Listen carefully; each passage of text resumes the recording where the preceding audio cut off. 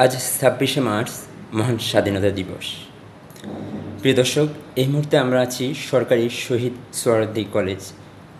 আমরা এই মুহূর্তে সরকারি শহীদ সোহরাওয়ার্দী কলেজের অধ্যক্ষ ডক্টর কাকলি মুখোপাধ্যায় ম্যামের কাছ থেকে জানতে চাইব যে আমাদের যে স্বাধীনতা দিবস আজকে এবং ওনার যে অনুভূতি এবং বাঙালি জাতি কীভাবে এই দিনটি স্মরণ করবে সে বিষয়ে জানতে চাইব। ম্যাম, আজকে ২৬শে মার্চ মহান স্বাধীনতা দিবস। এই দিবসটি আমরা অনেক রক্তক্ষয়ী যুদ্ধের মাধ্যমে অর্জন করেছি।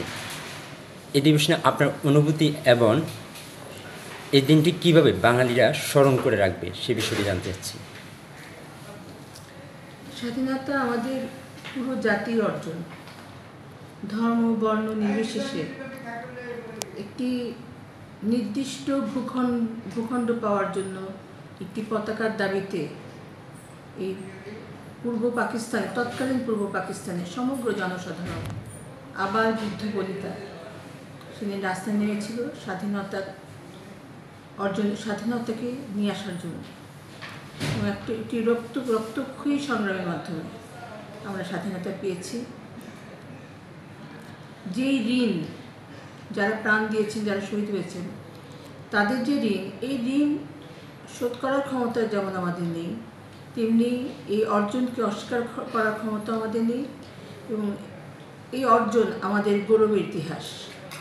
তাই পৃথিবী যতদিন আছে, ২৬ মার্চ ততদিন থাকুক, আমাদের হৃদয়ে জাগরুক হয়ে থাকুক, আমাদের আত্মার সাথে সংশ্লিষ্ট থাকুক, আমাদের মনের ভিতরে যে সম্মানের জায়গা, সেই সম্মানের জায়গায় সোনার সিংহাসনে বসে থাকুক আমাদের ২৬ মার্চ, আমাদের স্বাধীনতা দিবস।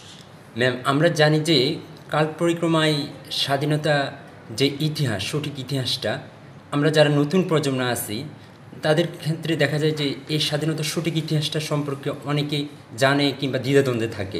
আমরা এই ইতিহাস সম্পর্কে জানতে চাই, কিভাবে আমরা আসলে স্বাধীনতাকে খুব কাছ থেকে স্পর্শ করতে পারবো আমরা যারা নতুন প্রজন্ম আছি।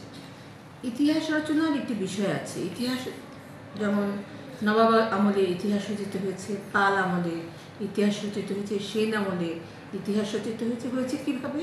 তখন যে রাজ্যের যে প্রশাসক, রাজ্যের যে রাজা, তিনি তার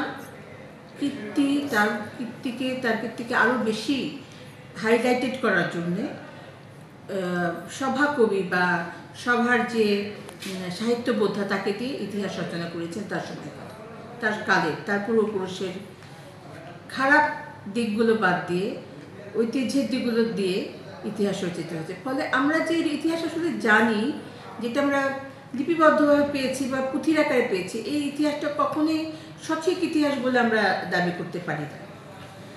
তবে আমাদের চর্যাকারদের কাছে, যে চর্যাকারদের লিপি থেকে যে আমরা ইতিহাসটা পাই, কারণ তারা ছিল নির্যাতিত, তারা ব্রাহ্মণদের অত্যাচারে তারা বিতাড়িত হয়ে তারা তাদের দোহাতে, তাদের লেখাতে যা লিখে গেছেন, বোধহয় সেই লেখার মধ্যে ওই সময়কার সমাজের যে বৈষম্য, যে উঁচু নিচু ভেদ, সব কিছু চলে এসেছে।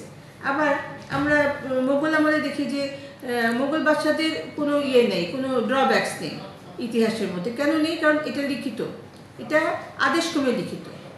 পরবর্তী সময়ে যখন বিভিন্ন প্রশাসকরা এসেছেন, তাদের যে আমাদের দেশে তাদের যে রাজনৈতিক আদর্শ, তারা মুক্তিযুদ্ধের ইতিহাসকে সেই ছাঁচে তারা ঢেলে সাজিয়েছেন। ফলে কী হয়েছে?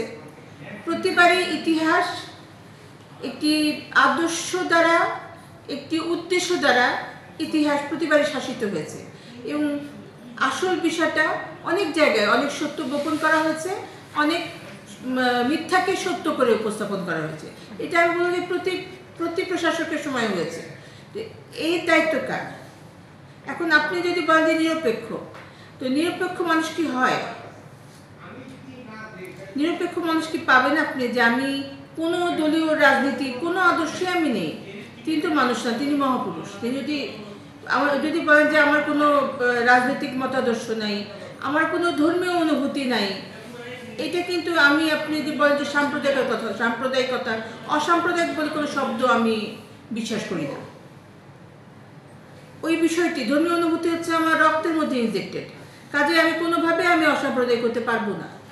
কাজেই এই যে ইতিহাসের যে বিষয়টি আপনি বললেন যে ইতিহাস আমরা আমাদের মনে হচ্ছে যে ইতিহাস আমরা সঠিক ইতিহাসটা পাচ্ছি না।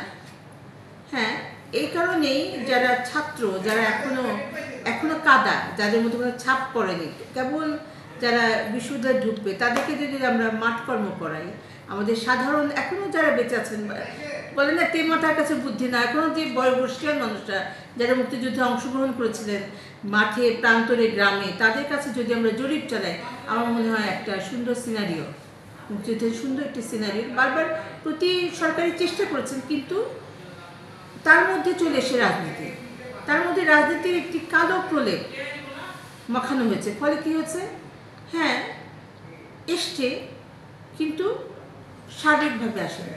তো আমি বলবো যে কোমলমতি আমাদের যে ছাত্র সমাজ, তারা যদি একদম সৎ উদ্দেশ্যে রাজনৈতিকভাবে কোনো রাজনৈতিক প্রণোদনার সাড়া না দিয়ে তারা যদি মাঠকর্ম করে, মাঠে ঘাটে যে কোথায় কোথায় মুক্তিযুদ্ধ হয়েছে সেখানকার ইতিহাস, সেখানকার গল্প দাদা দাদি নানানের কাছে জানতে চায়, দেখা যাবে যে একটা সুন্দর মানচিত্র, একটা সুন্দর লেখচিত্র আমরা পাবো।